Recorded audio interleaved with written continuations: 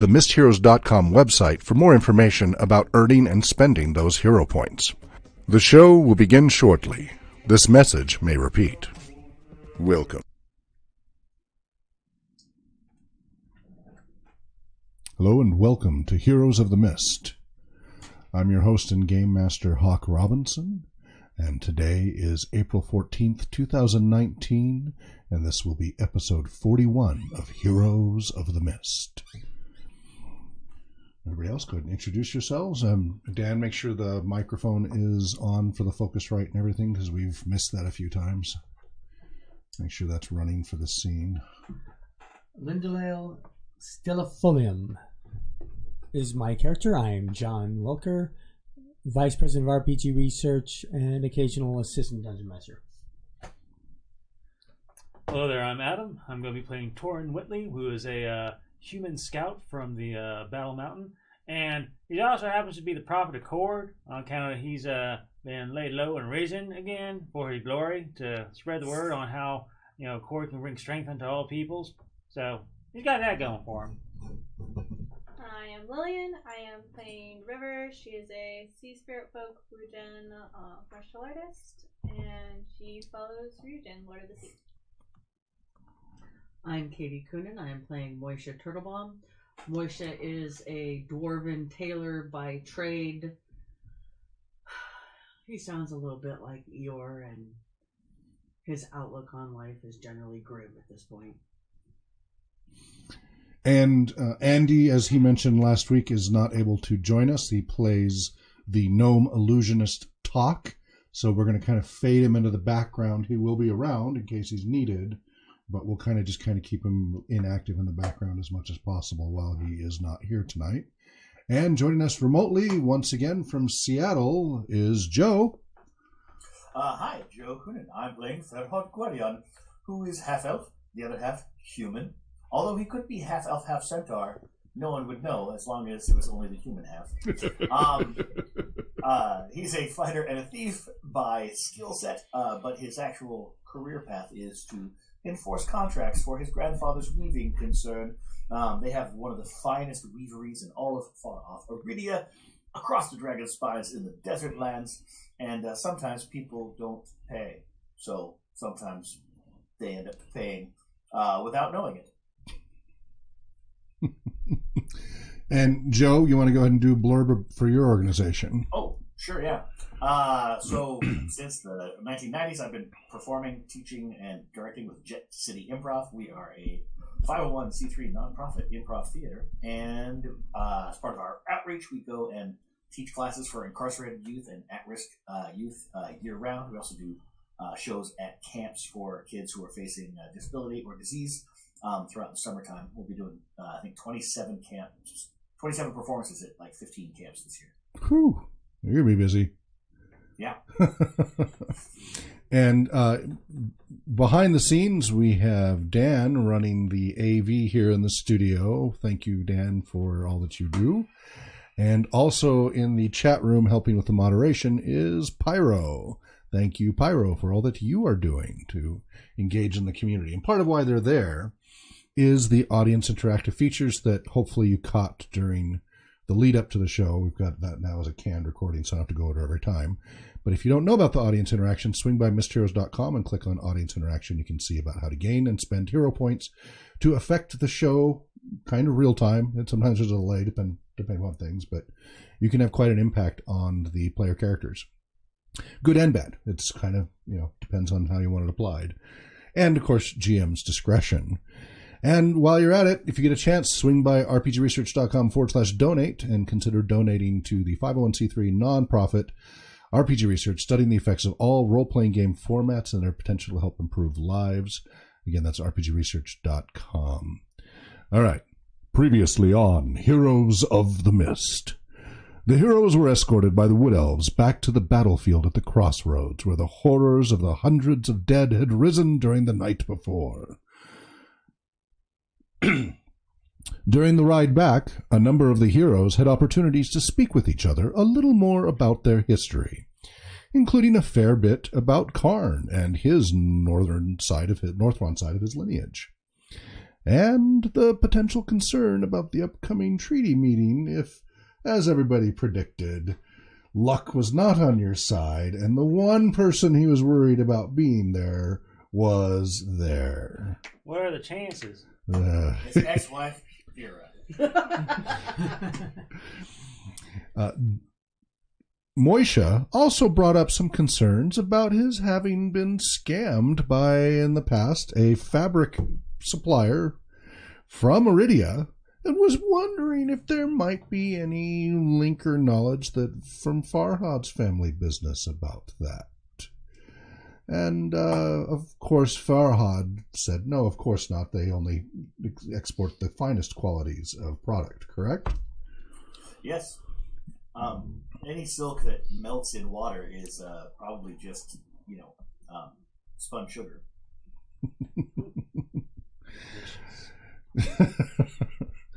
And Talk and the others tried to determine what motivations, by speaking to Karn and the others, of the three warring parties there might be between the Wood Elves, the Northronders, and the Centaurs.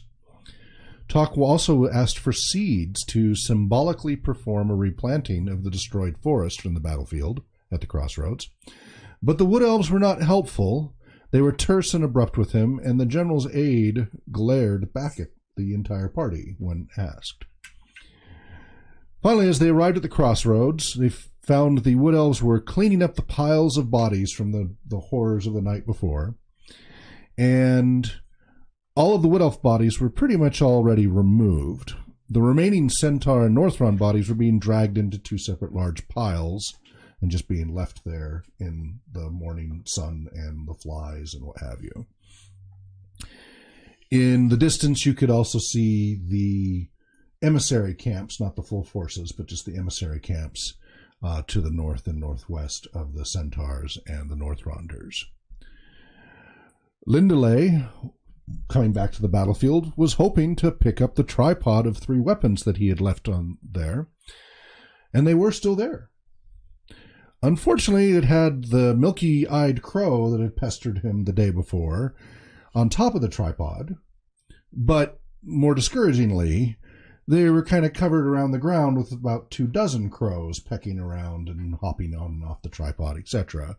And the milky-eyed crow was eyeing the party warily, clearly trying to claim the little ornate, shiny stuff there standing up on end. So Lindalay decided maybe trying to retrieve the weapons wasn't worth it, but he had hoped to do a nice symbolic thing by getting those in the first place, and unfortunately was, at least for the moment, foiled from doing so. So they rode past that, and the heroes saw at the crossroads the emissary camps of the Centaurs and Northronders. The Northronders were kind of north of the crossroads. The Centaurs were kind of northwest of it. And right at the crossroads, with a large opening to the north and east, large pavilion with 3 long tables in the shape of a U within. So kind of an open rectangle with one on the north side, one on the west side, and one on the south side. And then the east side was open with a bunch of chairs. The Northronders sat down on the north table, the Centaurs at the west table, and the Wood Elves on the south table. Each table had the leader of representing each group plus 1 aide. The nearest reinforcements for each party were a minimum of 600 feet away by agreement. That's about 2 football fields for people trying to visualize that. At the western table was the Centaur General Horian Swiftfoot, who was a little slow and pondering, but seemed at least calm in the face of things. However, his aide was a little bit high-strung and very darting about. It was actually a Hibsel rather than a Centaur, representing their people as well. At the south table, where the Wood Elves sat, originally they were supposed to send the prince. That was part of the agreement. But then they, at the last minute, said the prince was unavailable to attend this on such short notice. There were a number of you voiced concerns about that, since that was not what was agreed to. they wanted to speak to direct authority. Instead, they sent General Ironcrest, and I lost my place because I kept looking over at everybody else. Yeah, General Ironcrest, who so far has been reasonable and calm and such, and has apparently been given full authority to negotiate. And his aide, Deslock, who has not been so calm, has been rather accusatory, and the general has had to beckon to calm down, which has not helped because on the Northron side, at the North Table, is General Vashtun, chief of the 9 tribes of the North, who has been very loud, quick to accuse, and easy to inflame at the slightest perceived offense. Even some of you are just like, he's just extremely reactionary. And you notice that his aide, Johann Smithson, keep looking at him in perplexity at what you're assuming is what he's saying and how he's behaving. You've noticed time and time again, he's looked completely confused and surprised at the general's behavior. So it was a little rocky. Farhad started writing down a document. He was sitting at the end of the North Table with his parchment and quill and taking notes, and had each of the parties sign that they were here and agreed to the terms of this negotiation. And the rest of you sat at the chairs at the open eastern end there. Karn did verify that indeed Vashtun was the childhood rival that had had some bad blood between them over the years before he left the Northronders, and was trying to not engage. And though Vashtun was flaring up and Deslock was flaring up and there were difficulties, it was at least underway. Things were starting to progress. Conversation was being had. Lindalay was doing the best he could to calm things down, and Talk did his part. Farhad did what he could. I don't remember Moishe, River, or Torin interjecting at this point. Nope. Okay. When appropriate. Okay, make sure you read about exactly how that works, including VSM and all that. And you weren't very far into it. You were maybe actual game time, maybe 10 minutes into the actual, 10, 15 minutes into the actual conversation, like after everything settled down. After all the greetings, all that, you actually started to talk about why you were there and to try to figure out what could be done. When to the southwest, south of the crossroads, you heard a high-pitched wail of "No!" over and over again, completely interrupting the peace talks. Vashtun was ready to go tromping on south to go throttle whoever was doing this. Lindalay and Torn and Karn. No, Lindalay stayed. Kloss. It was Kloss, Karn, and Torn. Okay. Lindalay Kloss, stayed. that's right. He stayed to entertain.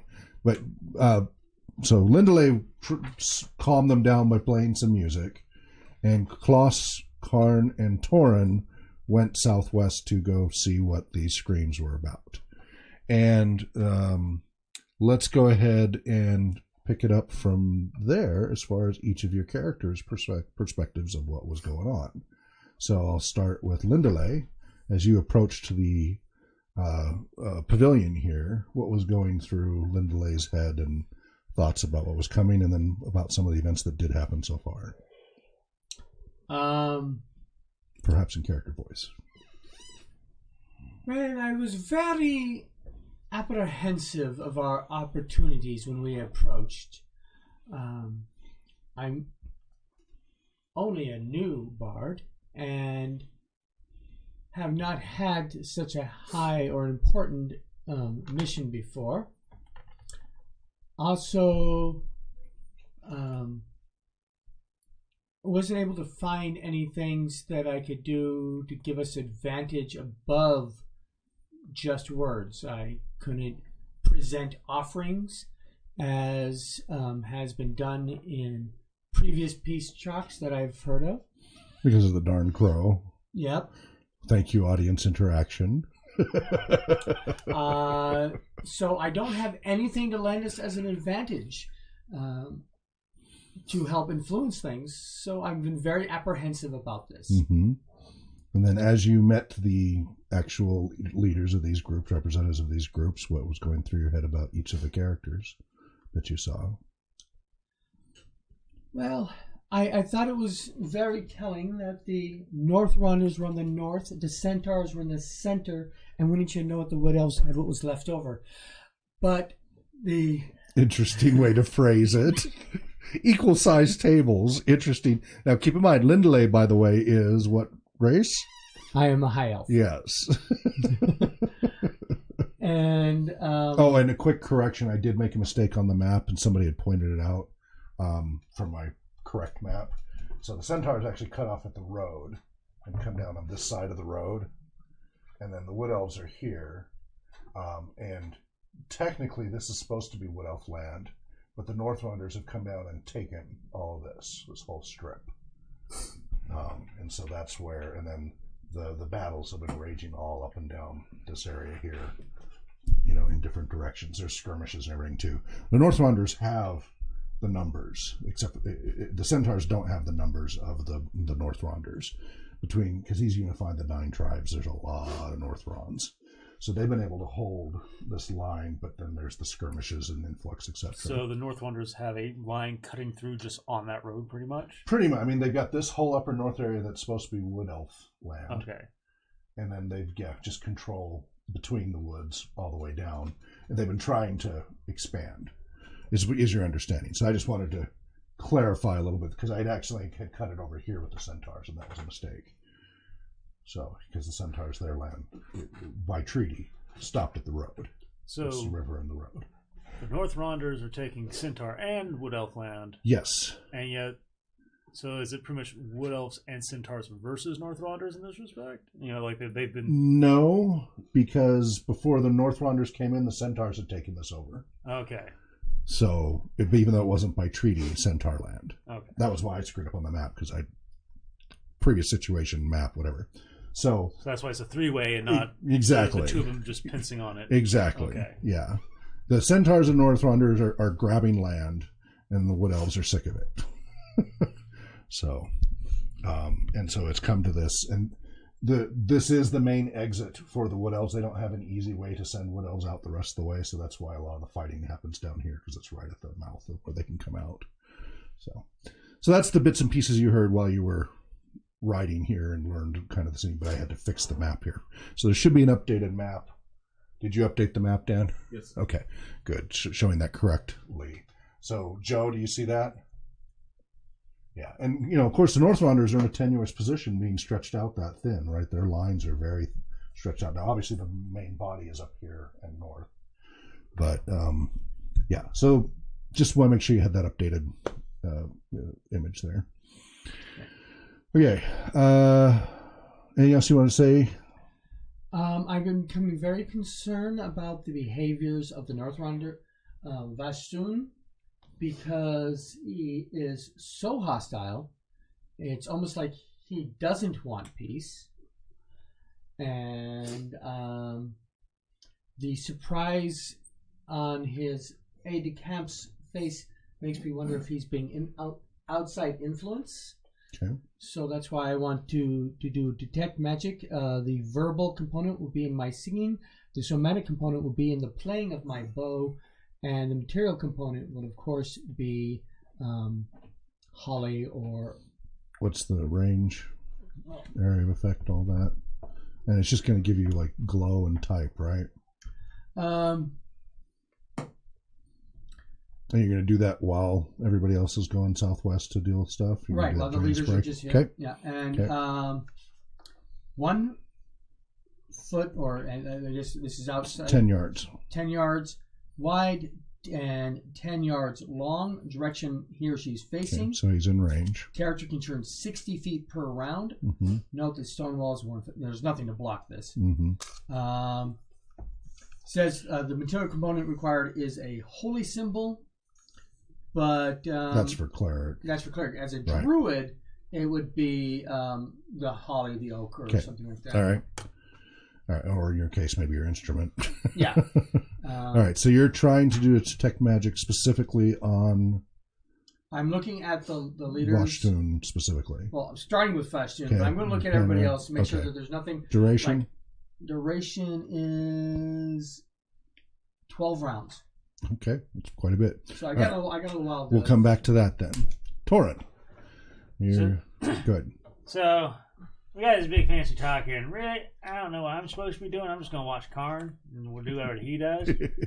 And, you know, I nodded off a couple of times. That big fellow that just keeps banging the table and getting all irate over it. I don't know, something. Anyways, I could really use a nap. And then some old ladies just start screaming bloody murder, and we get over there, and I'm thinking, oh no, it's gone to fighting again because, you know, they just can't seem to stop for whatever reasons. But no, she's just, you know, mourning her losses and doing what, you know, people do. So, yeah, I figure out helps her out, and that way she'll be calmed down, and, you know, Karn and Klosh can get back to doing whatever it is they need to be doing there at that fancy talk. So, yeah. River.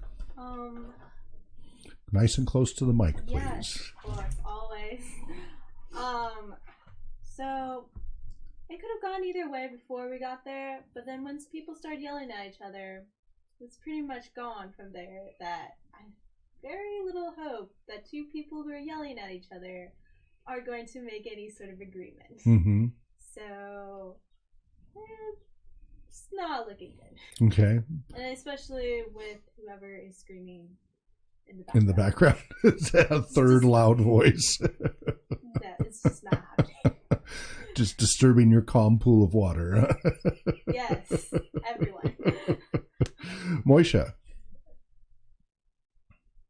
Well, it was very difficult to have to tell the druids about the death and destruction that was following us from Balkov. And I don't want to be responsible for whether or not this is successful or fails, but somebody needs to do something, and I don't know what to do. Somebody needs to do something. Okay, so that's just going through Moisha's head, like, don't know what to do, but somebody needs to do something. Okay. Yeah. And Farhad. First of all, these forest elf people, they have been very hospitable. They let us camp in one of their warm fields, and it's still winter in the mountains, so that was pretty good. We've come here to negotiate, and the centaurs seem to be very reasonable people. I set up my inkwell and my parchment right next to them, and I've been writing down... No. You actually set it up at the north table, the east end at the north round table. No, that's not what I remember. No. I remember him being next to the centaurs. He went from the chairs to right at the end of the table where the table came out, and He was writing started on at the the end North of it. Rounders and then The one on the left. This top end right here. It had been my left. You went between the two parties? Are you on the inside of the big C or the outside of the C of tables? I'm on the end. I'm at the end cap. Right. So I'm not sitting next to someone. Right. The north table at the far east end, right? I can't see where you're pointing because your hand is covering. You need smaller hands or bigger fingers. If I am facing a U, I went to this part of the U.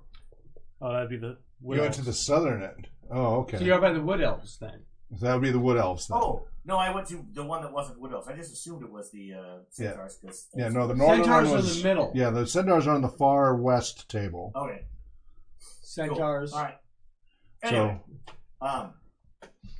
that's really not that important. Well, it could be. Northrond. I had it in my notes that you were at the north table at the North Ronder table. Remember, they were very wary. You rolled out your parchment and they were watching you really warily. That was the North Ronders. I believe you. I still don't think it's important. Okay. Yeah. Why would you let facts get in the way of my story? I was Sorry. That's my job. Because if your character suddenly gets killed, I know what to say. Well, wait a minute, I wasn't there.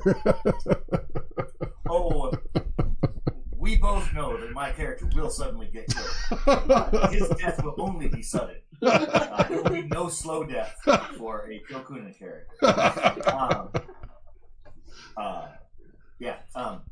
These Northrunders, though, they are both stupid and mean. And it is quite shocking to see them so mean. It's not shocking to find them to be stupid, because Karn himself, not a bright man. But he's only half Northronder, so he's only half as mean and half as dumb as these ones seem to be.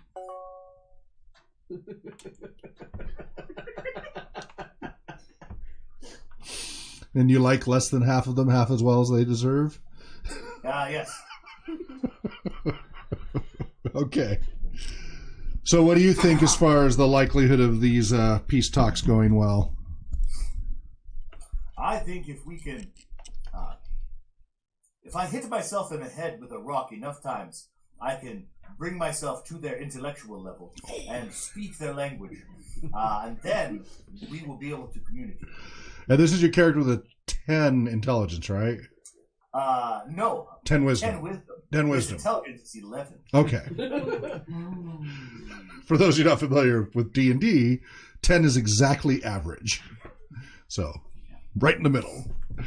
Yeah. 11 is just above average enough to think you're smarter than everyone else, but not know how dumb you are. All right. So, that is the scenario. So, we will rejoin Torin, Karn, and Kloss down with the old woman who had been crying, and you guys approached and tried to calm her down.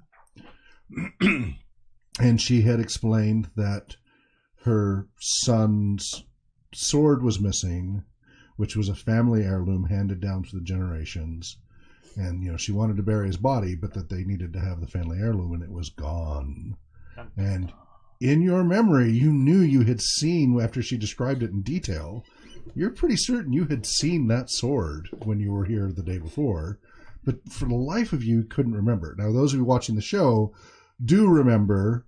He failed terribly on an intelligence check. We all have these little brain freezes where we forget. Torin has not slept in quite some time. That's true, and it's been a lot of stress.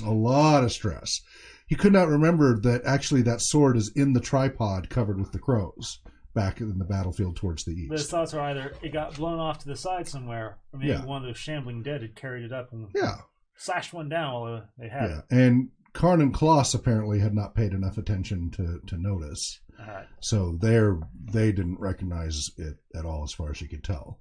So you had offered to search the field for it, correct? Yeah. The three of you. I was going to be... Well, I got to that point, but I was going to tell Kloss and... go ahead. Karn, like, y'all should probably get back to that there fancy talk. I mean, you're going to need Karn in case they need something on the words of the... Kloss looks back at the groups there, looks at Karn. You can tell they both don't want to go back to the pavilion. But you see Karn give a big heavy sigh. All right, I'll head back. I have to. I know enough to be helpful. Kloss, you can help Torin. You see Kloss give a sigh of relief as he tells him to help you search for the sword through the bodies in this battlefield, which many have been picked up, although there's still bits and pieces of bodies laid around from the maiming. But you see Kloss look greatly relieved to not have to go back to the pavilion. All right. And so Karn, grudgingly, with clearly some weight to the having to do it, starts slowly trudging back to the pavilion. You can tell not in a hurry. As you two begin searching? We'll start looking around. It's like, So, Gran, what should we call you? She looks at you quizzically like she doesn't understand you. Oh. Hey, Toss, what do you call your grand folk that's all respectable like, and so I don't get on, step on no one's toes or nothing? You can call her grandmother. Grandmother? All right, that works. All right, then. So, there's lots of explosions, so it might be around here. And if it's not around here, I bet you maybe one of them shambling dead might have, taken it that way or something. You see her eyes get big. Oh, yeah, it was terrible. All the dead up and rising, and something scary. But this body doesn't look like it got up and rose, although it is badly, badly maimed. So that could have been a factor. Huh. You do see there are bodies here that don't look like they moved. I mean, because all the undead were back where you went after you guys. Yeah. So, and is So it there isn't like a all thing of where they them. like just like mutilated beyond like they couldn't get up, or is Maybe or is it more like some are intact? It's like, well, his legs are blown to smithereens, but you saw some crawling, so you're not sure what the criteria was, why some did and some didn't. There's still a lot of bodies out here that you don't think joined the fray. all right. Well, I think we should look around here and then maybe head up that way. Gesturing back towards where the east. Yeah, where we Okay. come through. Yep. And check there. We can't find it, but we'll find it for you, ma'am. No worries. She sobs a little, but quietly thanks you, Uh-huh. and Klaus is yeah. Yeah. And so you just start panning out and looking around. Yep. Okay. All right. Karn is slowly heading back to the pavilion. Meanwhile, you are doing while you're doing that, River, is there anything you want to do while he's entertaining the group who calmed down or just talking amongst themselves at this point while he entertains them? No. Okay. Moisha? Frantically racking my brains trying to figure out what I could say that would turn the tide. Okay. Wurra. Farhad.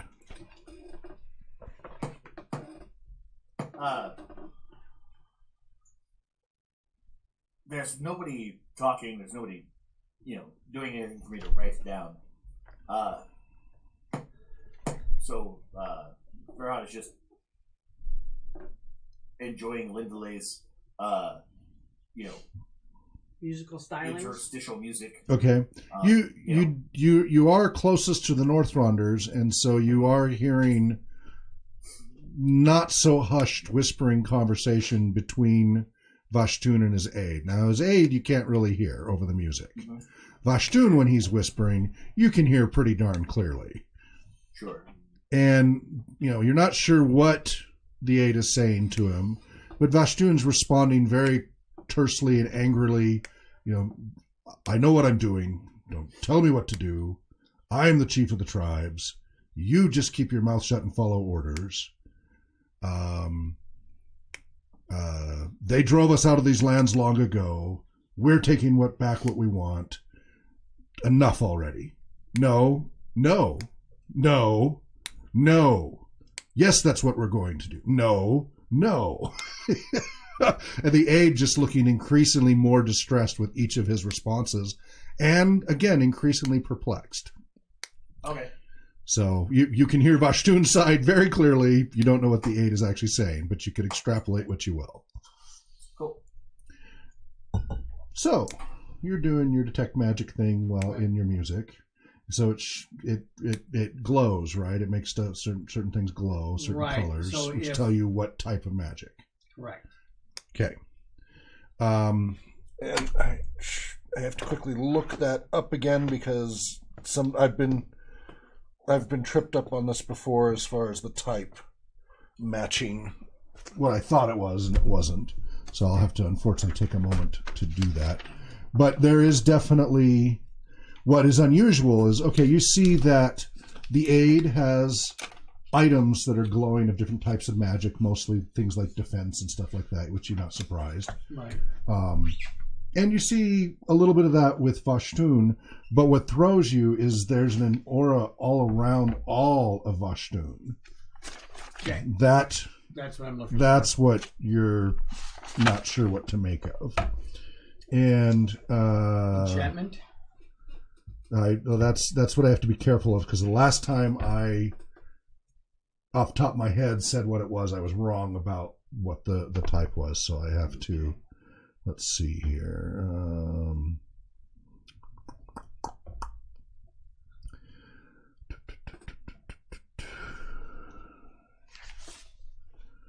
So bear with me. I hate to do dead air here. Anybody wants to be musing aloud what their character is thinking while they're doing their things, please go ahead to fill the dead air. I wonder why just some of the bodies got up and was walking around. I mean, Alan looks pretty good. He's got both his legs on at least. Like, you ever wonder, like, maybe Magicus got his own reasons? Like, does he think or something? I don't know. What do you think, Klaus? Okay, but then I have to interact with you, so you're having that conversation with him. He's like, I don't know. Yeah. All right, Yeah, River? that's what I think. You see Moisha looking absolutely just stricken at worry. Oh, it's the wrong book. River's trying to think of ways that she might calm people down, or like ways to say something that might get them to stop yelling at each other long enough to listen to each other, but she's not confident in her abilities to speak to them and like persuade them. Like she's like, I don't know. Like she doesn't want them angry at her either. So where's the description of the schools of magic? I'm thinking Dungeon Master's Guide? Probably, I don't remember. Well, each spell has each of those things. They're not telling me which is the schools. I mean, right. The definitions of the schools is what I'm looking for. Yeah. Also, I am hoping to spot a llama or somebody that I can send to find a llama. Not a camel. What? It's a rank of cleric. I know. I was just teasing. As in Dolly? Yes. I have a stuffed camel on my dresser. Okay. Definitely. So it's several types of magic in that aura. Okay. What are they? Enchantment.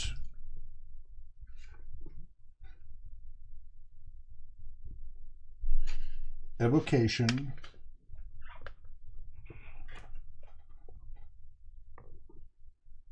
I'm trying to see if there's any other applicable there. Abjuration.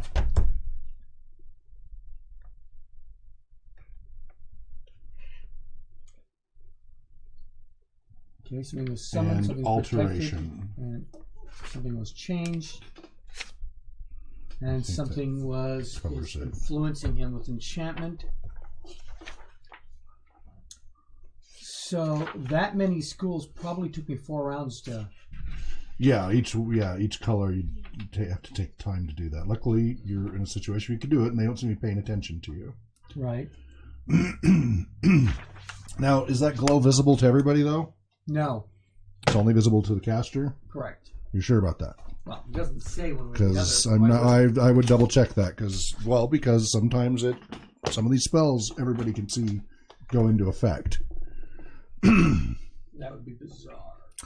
Oh, don't rule it out. I didn't say Okay. it wasn't wrong. I just said it would be bizarre. It'd be a bizarre choice in design. Moisha is going to approach the centaurs, sidle up and not talk to the head centaur, but talk to. It says the cleric The head detects. soul. Right, but as far as there's something that talks about a glow when you detect magic. It talks about different colors that. I think that's second edition I'm on. I'll read the full description. When detect magic spells cast, the cleric detects magical radiations in a path wide and long in the direction he or she is facing. Caster can turn 60 feet per round. Note that the stone walls of 1 feet thickness, solid metal, solid wood, block the spell. Spell requires the use of cleric's holy symbol. And as far as the true description says, it says see cleric spell. So Let's see, is there a magic user detect magic version? That's what I'm thinking of, and maybe that the only difference is. No, all right. I'm thinking of something else then. All right, that's cool. That's good because it would be problematic if. Yeah. I read it says I detect. And Yeah. like, wait a minute. All right. I mean, I don't know where I got that. Maybe that's Rollmaster or something, but that was in my head. I There is pull a out the version. magic flashlight. And Yeah. it's a All UV right. ray. So after you've done that with him, are you going to pan through the rest? Yeah, I'm looking over everybody. To make The sure. others you see more what you expect, which is rings and necklaces and earrings and brooches and clothing that have protective and other types of elements, which you would expect any leader going into a situation like this to have. Not to mention the few that your party members might have. Can I see River? And Yes. River can see me, so I can signal her to come over. Sure. She's kind of has nothing else she's doing. Okay. So River comes over to you. And while I'm playing and not singing out loud, I mention my finding. So the Vashtun seems to be under some sort of spell. At that, you see Vashtun suddenly, in mid-conversation with the aide, look over in your direction, then look back at the aide. I'm whispering. Yes. Great hearing. Yes. But you just saw it. It was very... And then back to the aide. Find a llama. A middle level or higher level priest. Preferably from the North Rondos, but in this time, any would do. We need an old priest and a young priest. Unless you're saying all of this. So is that all you say? Okay. I'll go find a priest, I guess. Yes, we need to communicate with him. I'm trying, because you looked at me, I'm trying not to say any more details. Right. Yep. And you caught the glance too. And the moment he said Vashtun's name, you saw the same look and then back to the aide.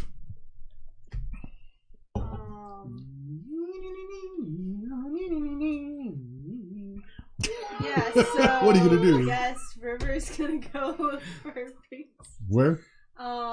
She kind of first looks around where. Oh, there's a camp for each. Yeah. So north, 600 feet to the north, are the North Ronders camp. To the northwest are the Centaurs, right there across the road.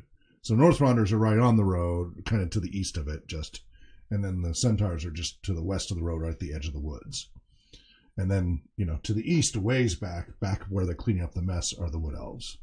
Okay, so she's gonna. Well, does she see Karn coming back? Yeah, you see him slowly trudging back, he looks very reluctant even at this distance. Where is he? Is he? He's to the southwest of the pavilion. He was about 300 feet, and he's taking his own sweet time to get back. She's gonna go and get Karn. Okay. Because she doesn't know. All right, so pivot around and head south. Yeah. All right. So Karn sees you. He's about 150 feet from the pavilion by the time you get there, and he looks up, and you can see he was just kind of trudging along, and then looks up and sees you, and picks up his pace a little bit to meet with you. What is it, River? Alindale said that we need to get a priest, preferably from the North Rond. I think, what's his name? Vashtun might be under some sort of spell or enchantment. Really? Mm-hmm. A priest? Yes. Well, we can't. If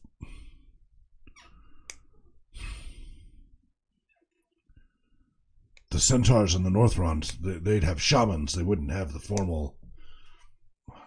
I don't know if the Wood Elves would. If only we knew there was a priest somewhere in the party. If only there were two of them. Only they could perform magic. Alright, we're gonna throw our sweat on them. Power cord compels I don't think you'd be safe asking the Northrons. Okay. You would probably be safe asking the Centaurs, but I don't know that they have anything like that. So the Wood Elves, maybe. I feel like that's a very bad idea. The Wood Elves, but It might not help the tension. Yes. Especially if you explain why. And it's only a guess, yes? Did you tell me that you used detect magic? You Nope. said you just told me just your that you findings. needed a priest, and That he's appears to be under some enchantment, and yeah, that was it. that was it. So That's all you don't the know info you how have. I know this, Yeah. but you know that I know it. Okay. You seem confident. Linda seems confident that Vashtun's under some sort of enchantment. He has been acting strange, and his voice seems. He seems to be behaving exactly how I knew him. But his aide always seems surprised every time he speaks. I didn't notice.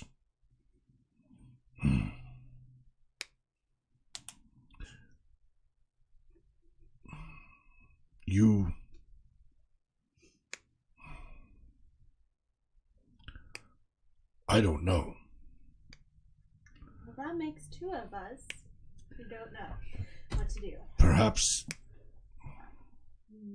the centaurs, but I don't know they would have what he's asking for. They're more nature magic.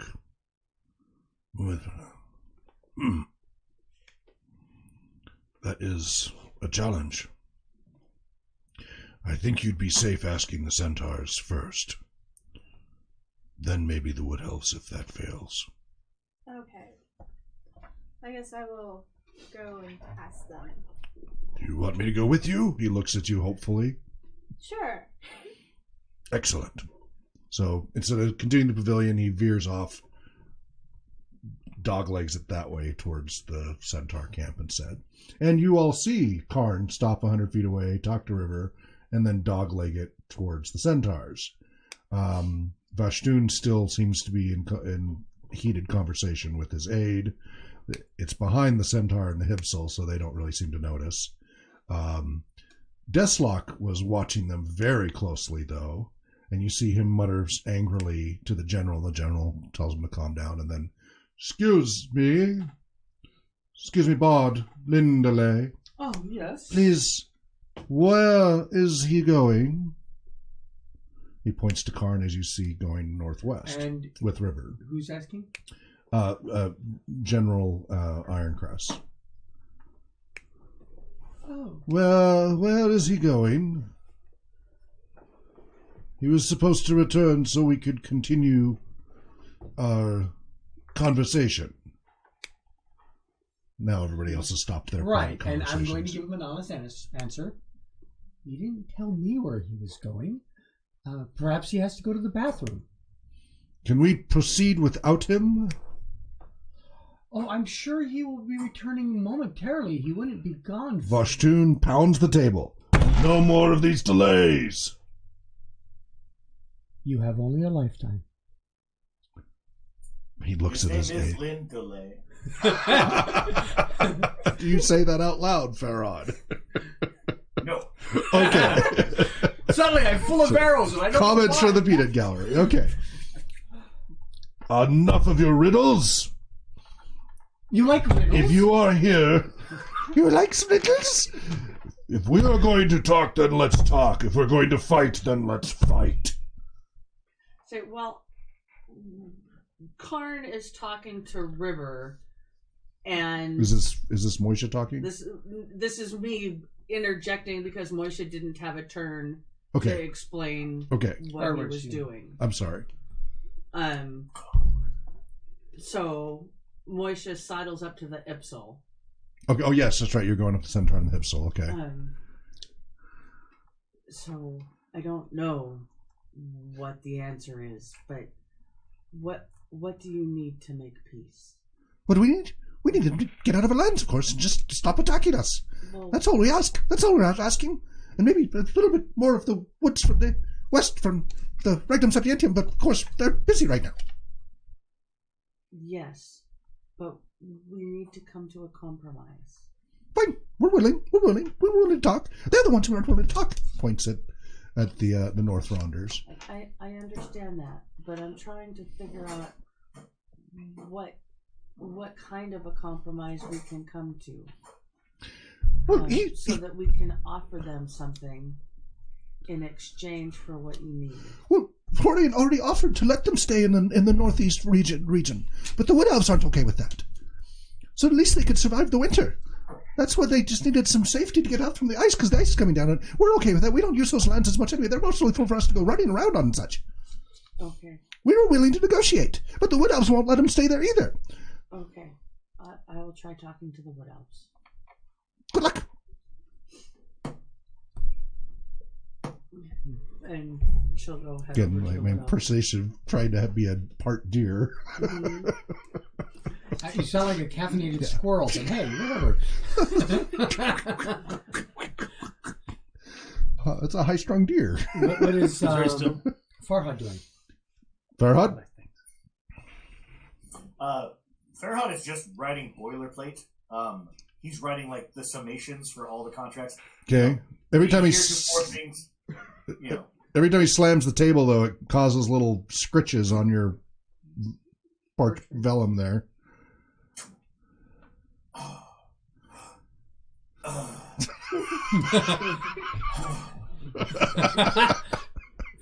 Mr. Vashtu, What?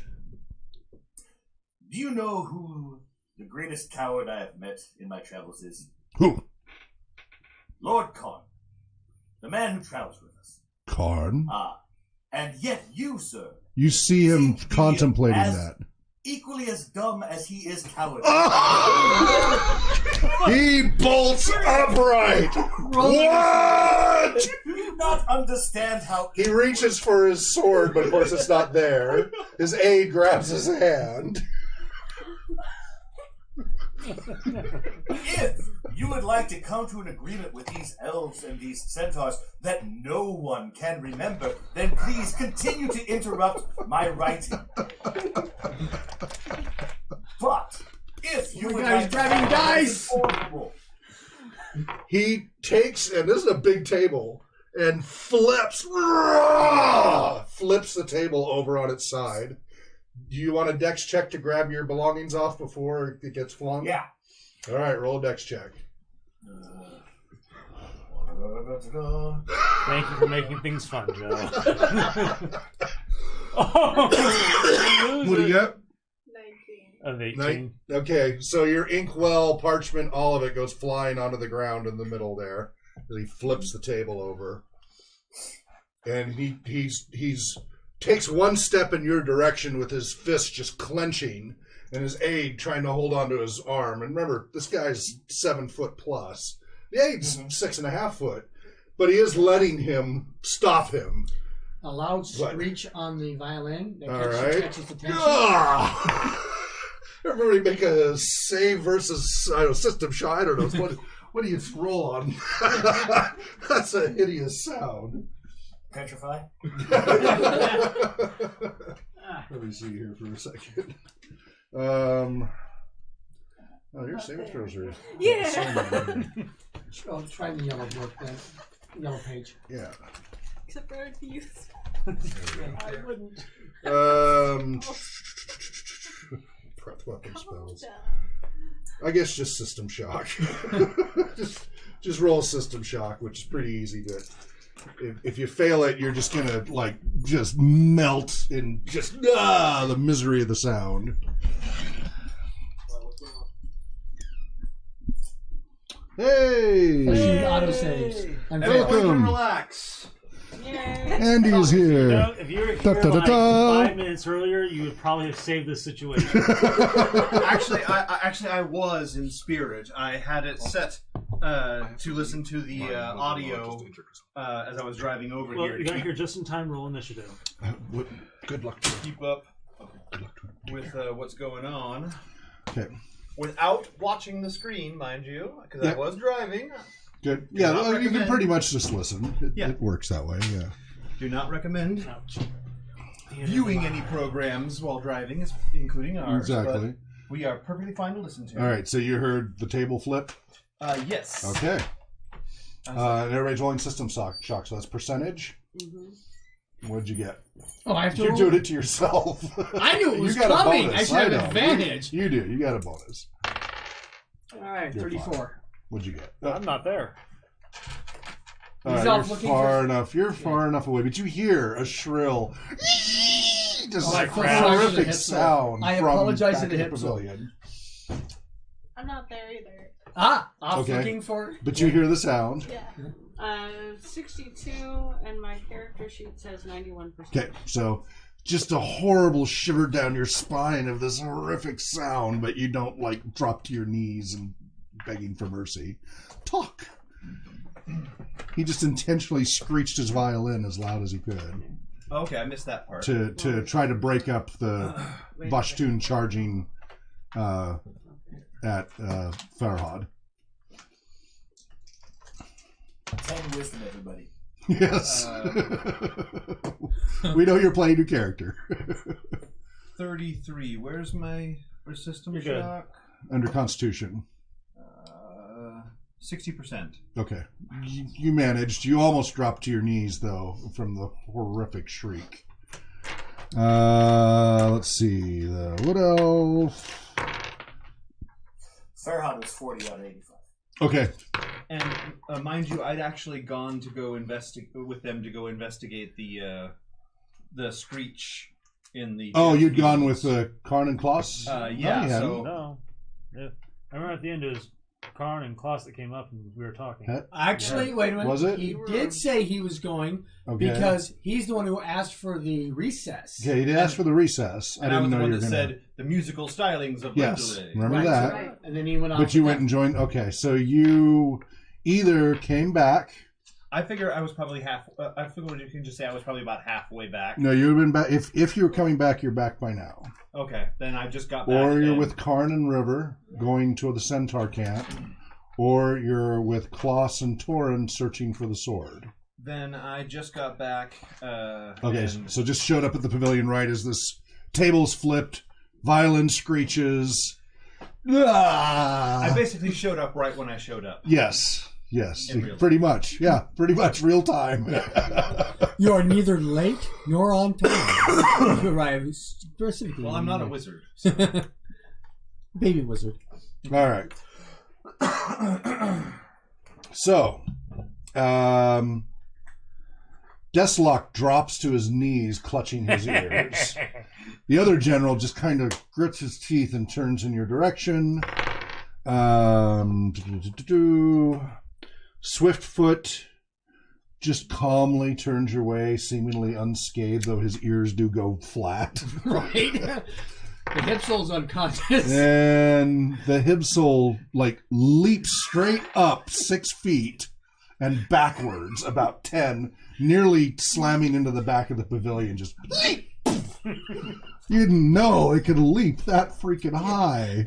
Sorry. And is clutching, their ears flattened down, just clutching.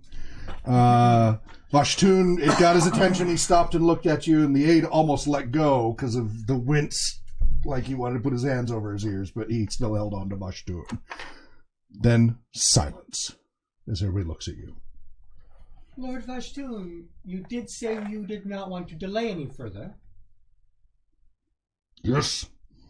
Well, there will be a slight delay as we put the tables back and reseat everyone. You understand? No, I don't. I don't need a table here.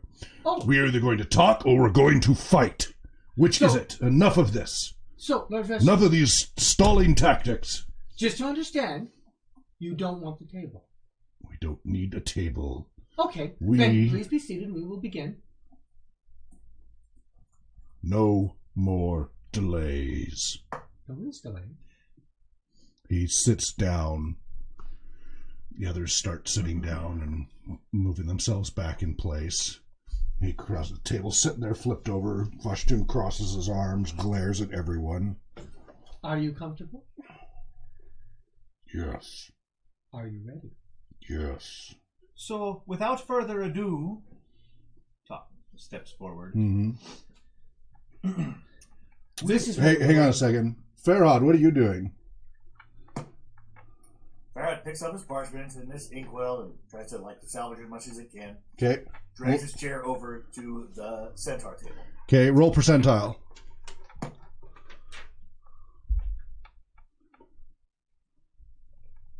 Funny how much of his paper was destroyed. 30. What did you get? 3-0. Okay, that's how much ink you lost. 30%? Yes. 30 gallons. 30%. That's a big number. That's a lot of ink. Yeah, 30% of the ink was spilled out. I've got some spare ink if you run out. But your parchment's okay. Or vellum, whatever. All right. What do you do as far as a writing surface with the table flipped over? Oh, I just drag my chair over to the centaur's table. So you're going to go through the middle of everything over to the centaur's table and just plop down in the middle? The edge, whatever the end of the centaur's table is, so not... So outside the circle. Right now, we have an L. We used to have a Yes. U. Yes. I used to be on the cap of one of the U's. Now I'm going to be on the cap of the end of one of the L's. Well, so the next closest cap would be south to sit at the end of the Wood Elves table. Otherwise, you need to go around. Right, but because I'm half elf, I'm not going to go sit next to the elves. All right. So I'm you're going to go on the north end of the Centaurs Yeah. table and sit down there? All right. Okay. Yeah. You'll have to step over the throne table, but that's easily done. Sure. Okay. Any Scary looks check. or glances or comments as you walk past?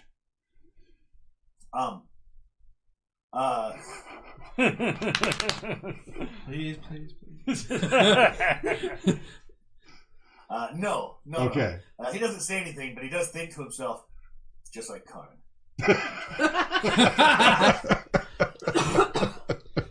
All right, and you go sit down at the north end of the centaur table. The Hipsel is watching you nervously, but gives you a wan smile of like, okay, but looks very nervous, even more jittery than before. Talk was briefly wishing he'd prepped up his new silence spell and had that ready to go right over. All right. Lord Vassoon, as you agreed, we would await. We were only recessed for the length of time it took Talk to return. As you agreed, he has returned, so we shall begin. Thank you. Okay. He looks around expectantly. Now, with the permission of all three parties, Yeah. So, Torn class, look back, check to make sure we don't have to go running there if swords out or anything. You do see a table got flipped, and you see, after the screech, and then you see the table was flipped, and you see Farhad picking up his stuff off the ground. Go across, gesturing towards the big class. Like, so is that normal? Is that how they normally do the thing? I don't know. All right then. Let's head out this way in terms of searching for. All right. So remember, it's still early in the daytime. Yeah, and we're going beautiful to sky out. Meander towards where pretty much we entered, and they had the big piles of body, and keep looking to see maybe it just got kicked or knocked off that way. Yeah, and then eventually you'll see the tripod and go, there it is. Yeah. Then you'll have to deal with that. Okay. Go ahead, sorry. I am an illusionist. My magics can cause no harm. However, with all of your permission, I can provide the images that I have seen with my own eyes on our path northward to show the true extent of some of the horrors that we've seen. He leans on his chair and it creaks. I don't care about seeing any of these images of yours. What I care about is my people and our land. Yes. I don't give a whit about what you've seen. It means nothing to my people. Except it does mean something in that your people, as are our people, and as are all the people of these lands, are currently being attacked. So you keep saying. And if that happens, we will defeat them, just as we've driven off the others. And he glares at the Wood Elves and the Centaurs. And you see even the Centaurs get a little ruffled with that. Oh, then why didn't you stay? Why didn't you stay in the north and to defeat the Jotuns then, as they came down with the ice? Why didn't you stay up there if you can defeat anything? The Jotun? Do you even know what you are talking about, you little whelp? Well, I'm just asking a question. You seem to be confident that you can face any problem. From the south, of course. The soft south. We're being attacked. Anything that is a problem angle. for you Southronders, my little children could handle.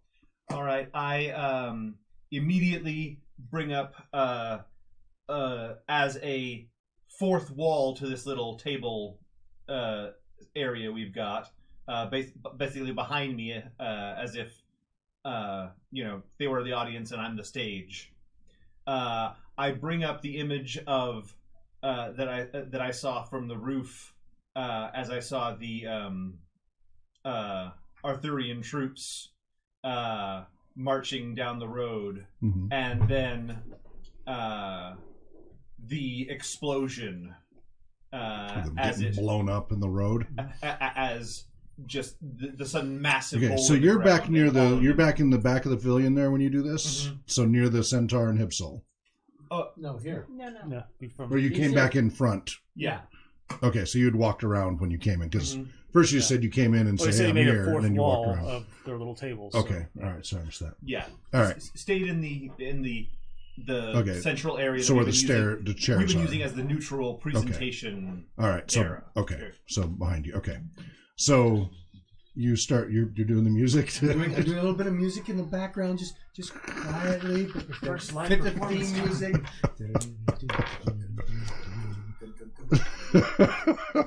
Add a little mood music to the scenery. Okay. All right. This was a large group of Arthurian soldiers, well trained, well prepared, attacked from out of the blue without any even glimpse of notification, any worry whatsoever, from a distance of who knows how far. There was no chance for them to even react to defend themselves. Now, could your people survive such an attack? Our shamans would keep us safe. Oh yes, I'm sure. The you suppose the Arthurian troops? You suppose they don't have mages and priests and other powerful people with them? The aide, instead of, you see him start to whisper in his ear and then stop and says aloud, "Yeah, remember, they have Merlin, and they couldn't be defended." He looks at Vashtun, and you see Vashtun just glower at him. "Do not speak out of turn." And you see the aide just look at him like, "What?" Completely unsuspecting and unprepared, they were marching to battle. They figured they were days from the front. And in an instant, they were all dead. The only survivor that we managed to pull out of there was a very burned up donkey, or mule, I should say. This It's like a slideshow. Clips like Torin and No, I'm not bringing up the mule. Just...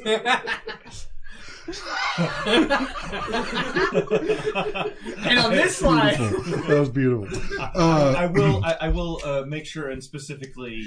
Right now, it's just basically the same like 10 seconds of film on loop. Okay.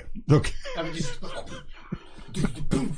So, you see Vashtun watching that, and you see his teeth clenching. You might have a point. And then I show the prowess of the village full of North Ronders where we were sent to go. What was that called? Kasarnik. I show them and how powerful and skilled they were, and then I showed their town burning from the distance as we went north. North Rondas. Was that what you said? He glowers at you, just. These were very powerful warriors. I know them. Yes. I And know who they are. as we left the town and they prepared to defend themselves, we warned them to leave. We warned them to run. They did not. They stayed to defend their town. They were kindred of Karn. Who And it here burned. said Karn? Lord Karn, someone called him. Who was that? Right here. The one who's good at writing. So who in your group is Karn? Oh, Karn? He knows you. he's not present at the moment. I haven't seen him since he No. was a whelp. Talk. This man says he doesn't know Karn. Karn knows him well. Must be an imposter. You say that? Yeah. Vashtun bolts upright once again. I haven't seen him since he was a little whelp when I threw him up. And he stops himself. It's been decades. He's an old man by now, I'm sure. An old, frail man, I'm sure. Please remember that our contract writer here is neutral and not part of these proceedings other than in writing down what is said and what is agreed upon. Now, talk. That is true. I'm completely impartial. But a contract signed by someone who is pretending to be someone else cannot be enforced. That's an invalid contract. Okay. That's a violation. There's no oath can be made by parties pretending to be others. I am Vashtun, chief of the 9 tribes. How dare you question my... We've already... You have identity... excuse me. I mean, have we not already had an agreement signed by each of the leaders of these tribes that the people identified as leaders of the tribes are in fact them and do in fact agree to negotiate? The aide speaks. This is Vashtun, I assure you. I am here as witness as well. This is the chief of chiefs of the 9 tribes. Now, now, should anyone dare to try and take the place of the powerful Vashtun here, I'm certain... See you kind of stand a little taller. I am certain that when that person is caught, and they will be caught if they existed, they would receive a fate far worse than death. Yes. he's trying to bowl that one over. So you know me, he points to the general. We fought many times on the field over the years. You know me. And Ironcrest nods, and I have no doubt this is Vashtun. very well. Oh, my mistake. Clearly, you are yourself. Though I've never seen him so hot-headed before. Well, he's losing his memory, so that's... Vashtun whirls back to you again. Come on. It happens to old men. It is all right. It's the natural order. All right. Vashtun just glares back at Kit Featherhot again. The aide stands bodily in front of him, hands on the chest, and you just see Vashtun just clenching his fist. Look, just I have a question, Vashtun. What? Isn't it a tradition of the North Ronders that the strongest warrior is the chief of chiefs? Is that correct? That's how you got the position. Yes. And the strongest one among you should have, or am I mistaken, would be the strongest one of their own selves. Once again with your riddles. You are in control of yourself, of course. Of course. And you would remain in control because you're the strongest. No one can take No one can take that control from you. Of your riddles, Bard.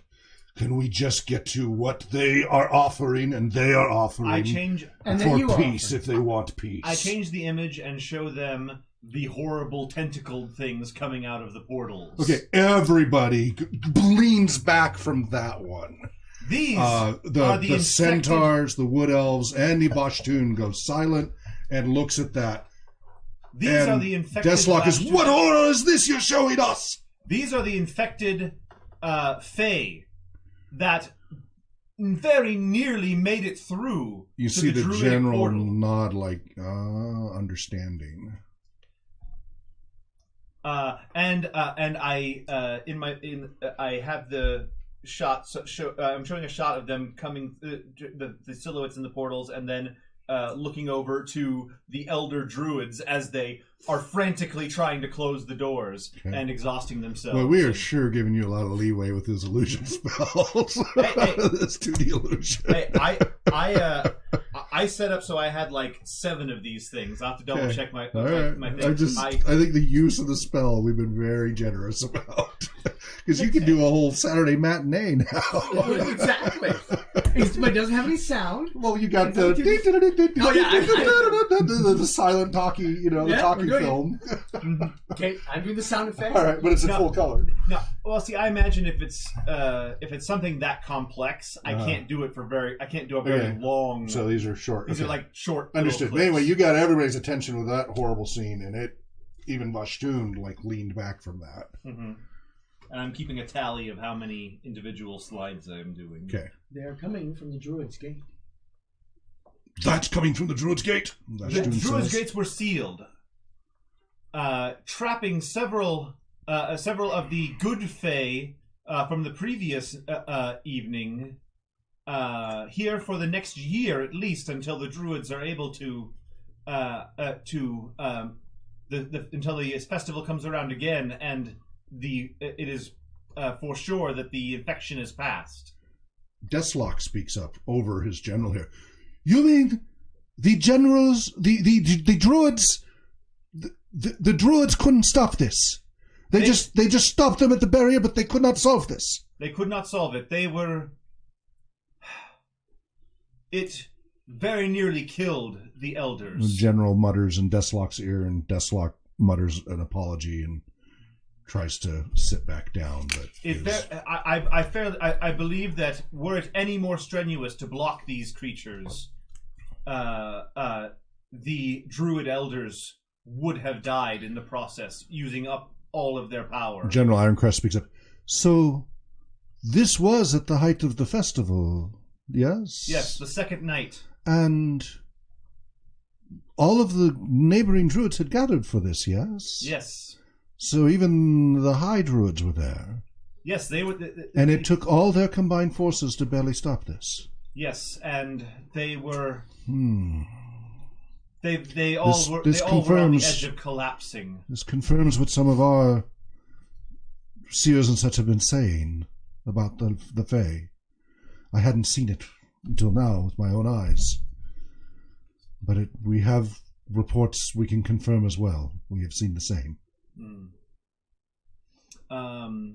And then I show a clip of that great big brontosaurus thing going further past the barrier than it should have been able to. Because it's such a big image, everybody once again kind of leans back because it's so huge to take it in. Mm-hmm.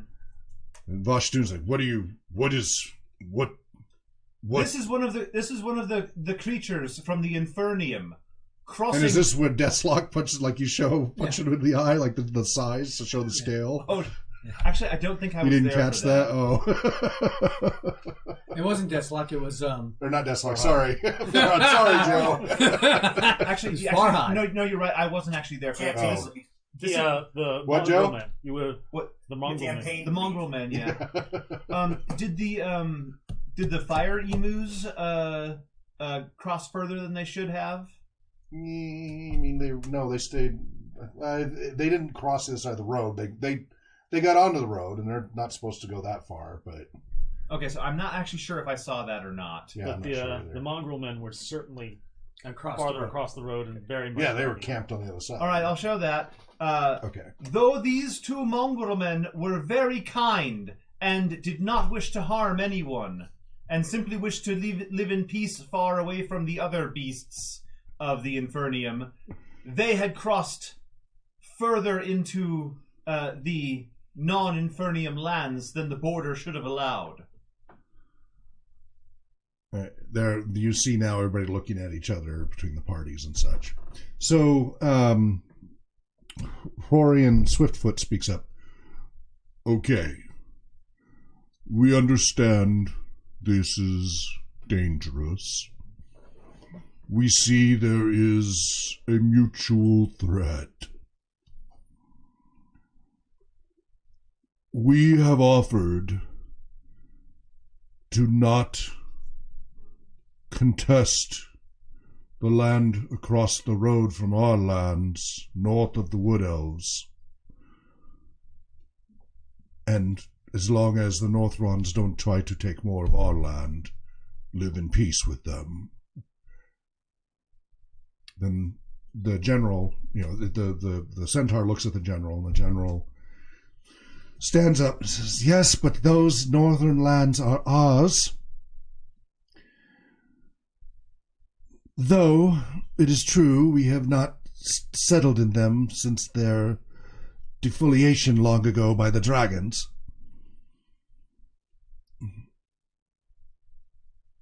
Perhaps, maybe just for the winter, a truce could be arranged.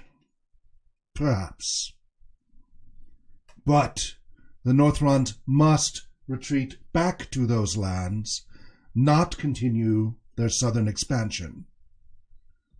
And then in the spring, perhaps we could meet and discuss a longer-term solution.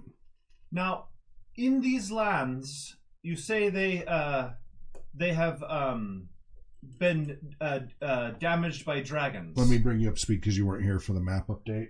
Okay. Because there was I made a slight mistake with the map last week. Okay. So I had the centaurs over to here. Actually, the centaurs stop at the road.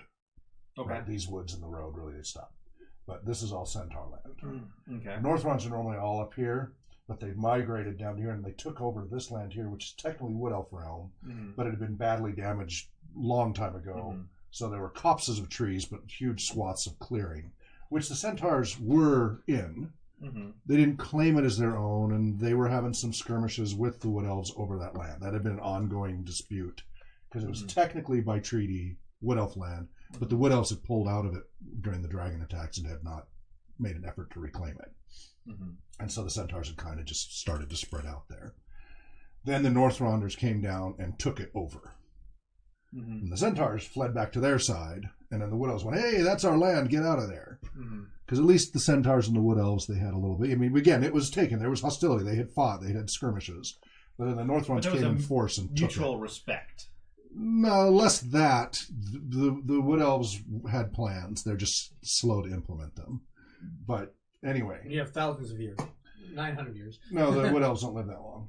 The High Elves live forever. The Wood Elves don't live that long. They only live like 200 years or so. Anyway, still more than so this is what inflamed everything, right? Just in recent weeks. And the Northrons continued to push down, and take a little bit of the Centaur land here and the edge of the Wood Elf realm up to and so and then this is where the Wood Elves came out, and this is where the main battle has continued. Okay. So this is what the Centaurs and the Wood Elves have said. Well, they could spend till spring there, which at least gets them out of the ice, and the Jotuns and stuff gets them down here. Right. So they've offered now, Yes. at least till spring, to have a truce to let them stay there. Now, is there any preparations that could be done to this land before your people try and resurrect the forest? Who are you saying this to? The elves. Okay. What do you mean? Well, you said you hadn't gotten around to repairing the damage done by the dragons. The land is growing back, and was fertile once again, and life was returning. Yes. Is there anything that could be done to further aid that? Of course, but that would go against nature. I see. It needs to take its course, and the centaurs, at least, were not having significant impact, even though we didn't appreciate them trespassing on our lands. But the Northrons, they have cut many of the trees down already, building new abodes, and already destroying the land there. We have to make a place for the winter. Yes, but you didn't ask us. You know it's not your lands. You know better. Now, he's not raging, but he's being very firm with them. Assertive. Yeah. And Vashtun is, I have a right to fend for my people, and if you're too weak to hold the law, and the general, you see him bite his tongue, he wants to snap back. He holds himself. Where's the llama? So let's go ahead and leave it that for a minute. Let's jump to, you have wandered around. Yeah. And now you see the tripod. No, that's not it. Yeah, now you see the tripod with the crows, with the milky-eyed crow on top and the 24 crows Do around. I see it just like, oh, there it is. Yeah, now it all comes back like, duh, how did I not remember that? All right, then. Oh, I go back to Klaus, and I assume Gran has been following us and looking around, or she stayed back by her tent? She stayed back by her son's body. Okay, then. I think I found it. See over there yonder? It's got them crows on it, but I think the crows might be. That's quite a distance. Yeah. My eyes. Okay. No. I wasn't talking to. I was talking to Klaus. Oh. Yeah, Sorry. I didn't I run thought all you the way went- back. Okay. I just wanted to make Okay. sure. Klaus is like, oh yeah, I see. All It's right, there. yeah. And I think that's the one over there now. Shall we go get it? Oh, we should, but those might be from Odin. I don't know. One's got a milky eye. Attacked that elf fella that was trying to, make off. It's the same one who attacked him before. Yeah, see, you got Yesterday, day before. Yes. Yeah, it's been a long day. Time. Hold on, let me get something from my pack. So, I go back to the horsebacks because we shouldn't be too far from. We're gonna have to pause it here. Okay. Dan had to leave because of a family emergency, Oh, so I got to take over the con here. But we are going to take a 10-minute break, and then we will be back to see how this continues on Heroes of the Mist. Stay tuned. If I can just find the mouse. Mousey. All right, we'll be back.